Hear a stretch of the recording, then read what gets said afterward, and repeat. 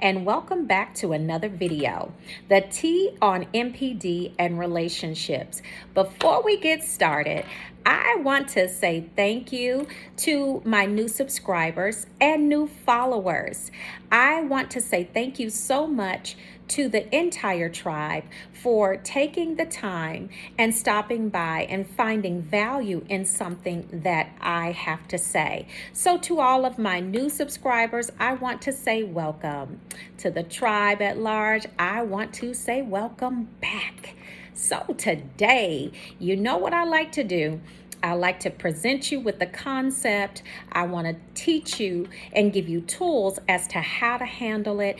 And so you can put this in your arsenal and you are not going to waste your precious time with difficult individuals that are just there to do just that. Some individuals, such as narcissists, are just, I like to say, anointed to waste your time. So let's get started. What we're going to talk about today is conversations with the narcissist. I really honestly do not like to call them conversations because narcissists are going to rarely agree with you unless there's something in it for them. Typically, if they're agreeing with you, it means that they have something to gain out of the conversation or the interaction. Trust me, a narcissist is not going to waste their time in a place where it is unprofitable and there is nothing to be gained for them out of the situation or the conversation. So what I like to call them is heated fellowship. That's just pretty much what it is, because we already know by design that a narcissist is just going to basically be in opposition pretty much the entire conversation with you. And they do this by design. It is a way to break you down, to make you crazy, or just take you off of your mental stability somewhat. It may not drive you all the way crazy, but it is enough to just annoy you to no end. And that is fuel for them as well. So I want to give you knowledge. I want to equip you so you can put this in your arsenal and take it with you. So when we're talking about the heated fellowship with the narcissist, typically we've already talked about the opposition. Also, they want to project in the conversation. They want to gaslight in the conversation. So I heard the great Quinn Holiday say on his channel, which I love so much, and I still visit his videos, Associate Direct. He says, when you back the narcissist, and I'm paraphrasing, you kind of back the narcissist in the corner, and, you start hitting them with the hard and heavy and the truth, he says that the narcissists get the buck dancing. And I just love that because that's exactly what they do. They start, just what he said. They start the buck dance. When you corner them, they are going to do these things. And let me outline it. And I'm going to give it to you in strategic order, okay? This is typically how it goes. When you're having a conversation with them, or as I call it, heated fellowship, they're going to be in opposition with you unless there's something in it for them, because they have to create drama. It can never be peace with them because these are chaotic individuals. This is what goes on in their mind all the time. There's chaos in the mind all the time. So, of course, if there's chaos in the mind, whatever is in is going to come out. So they have to create a chaotic environment for them to feel comfortable. Sad, I know. So this is how they typically do. So you'll have a conversation with them. You're talking or whatever, what have you, discussing a conversation. It's going south already, pretty much, unless it's something in it for them. And you say, well, no, I don't think that's the way it happened, or no, this is the way that we discussed it and how we were going to do things or what have you. They'll start to project on you, typically. Well, so what they'll do is projection. They'll start to tell you in the conversation what they're doing. They'll try to tell you, oh, you're just trying to make things difficult. You just want to argue. You just don't want peace, this and that. So that's what they'll start to do first. Now, it's not you that's doing that. That's them, but that's their form of projection. Okay, so if the projection doesn't work, then they're going to go to the gaslighting.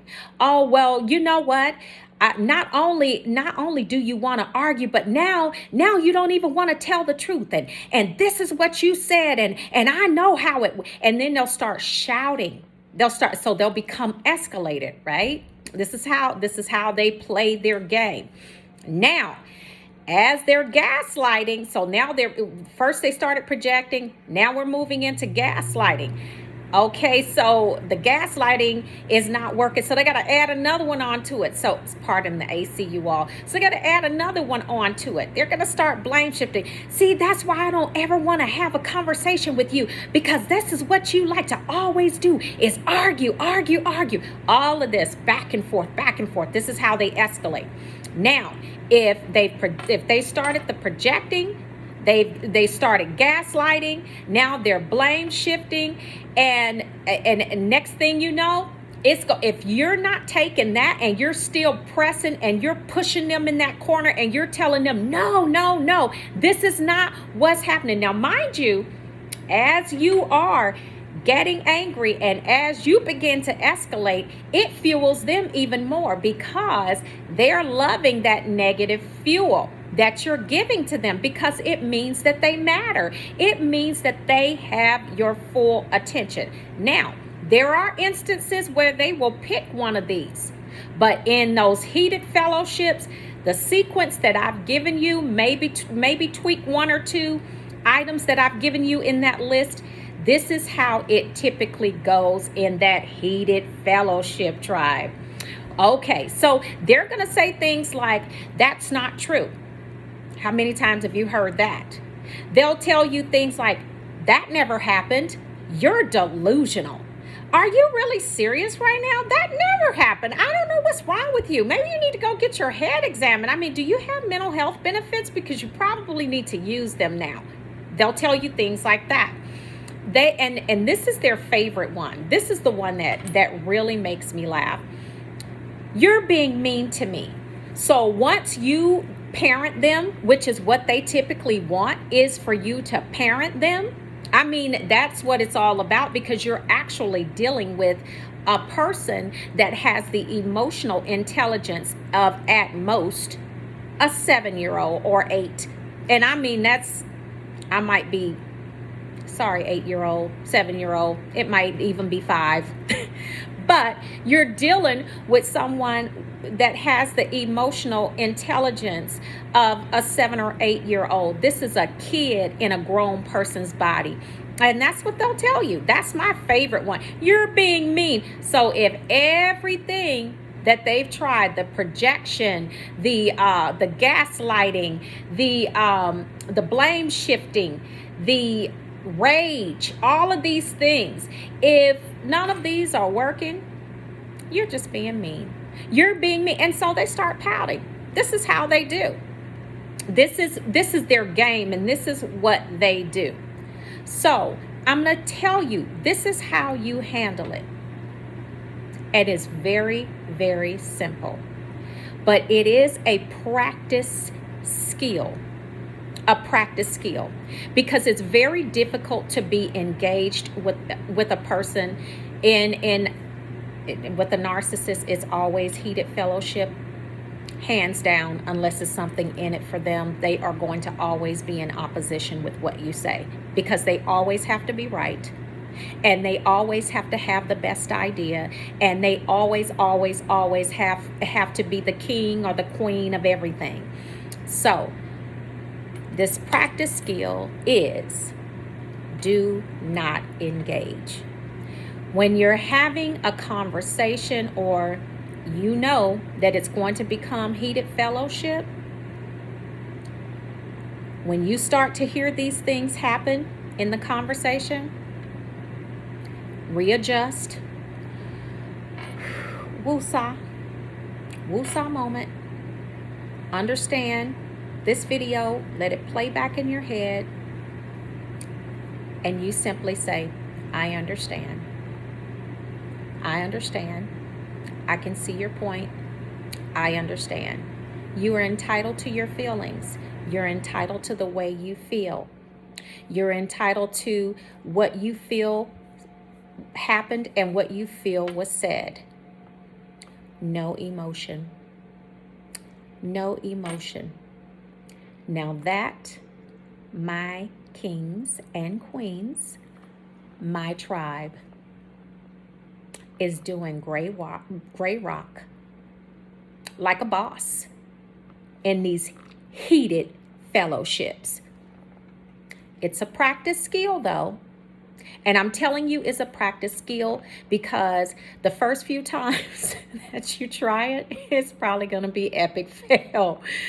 Because if you're trying this thing, it's hard to be told that you didn't say something or you did say something when you know it's not true or it is true, or however the narcissist is trying to catch you up in this chaos and just straight insanity in that moment.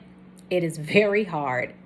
And I can laugh about it now because I can remember some days where it nearly had me in tears. But if you remember these key phrases and statements, I understand. I can understand how you may see it that way. However, my perception and my view is very different in a very calm, monotone voice. I understand your feelings, and I understand your right to your feelings and your emotion, and I will reserve the right to mine. And right now, I do not have any feelings or emotions about it. May we continue in the conversation. At that point, they don't want to continue. At that point, you have totally diffused that entire argument because they want chaos and you will not give it to them. So, that, my tribe, is how you do heated fellowship with the narcissist. Listen, I want to thank you again for taking your time today to stop in and check out these videos and spending some time with me and having value and having value in what I have to say. I hope this video resonated with you, and I hope that you are able to gain something out of not just this content, but the content that has already been posted. Please check out my catalog. Until the next video, I want you all to be blessed and highly favored. Always be well, and like I always say, until the next video, ciao you all.